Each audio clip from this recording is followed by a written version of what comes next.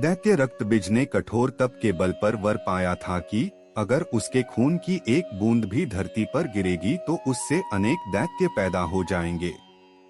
उसने अपनी शक्तियों का प्रयोग निर्दोष लोगों पर करना शुरू कर दिया। धीरे धीरे उसने अपना आतंक तीनों लोकों पर मचा दिया।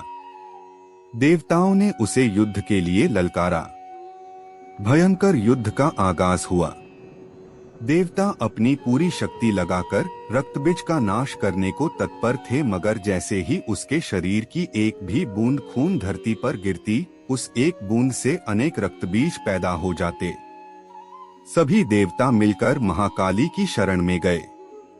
माँ काली असल में सुंदरी रूप भगवती दुर्गा का काला और डरावना रूप हैं, जिनकी उत्पत्ति राक्षसों को मारने के लिए ही हुई थी।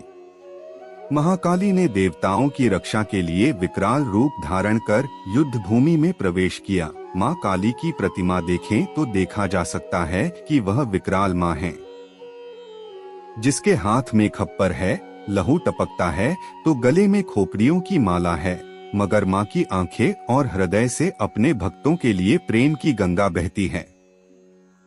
महाकाली ने राक्षसों का वध करना आरंभ किया, लेकिन रक्तबीज के खून की एक भी बूंद धरती पर गिरती तो उससे अनेक दानवों का जन्म हो जाता, जिससे युद्ध भूमि में दैत्यों की संख्या बढ़ने लगी। तब माँ ने अपनी जिह्वा का विस्तार किया। दानवों का एक बूंद खून धरती पर गिरने की बजाय उनकी जिह्वा पर गिरने लगा। वह लाशों के ढेर लगाती गई और उनका खून पीने लगी।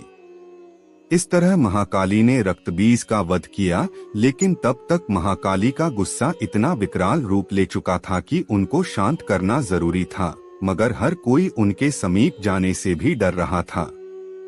सभी देवता भगवान शिव के पास गए और महाकाली को शांत करने के लिए प्रार्थना करने लगे। भगवान शिव ने उन्हें बहुत प्रकार से शांत करने की कोशिश किए। जब सभी प्रयास विफल हो गए तो वह उनके मार्ग में लेट गए। जब उनके चरण भगवान शिव पर पड़े तो वह एकदम से ठिठक गई। उनका क्रोध शांत हो गया।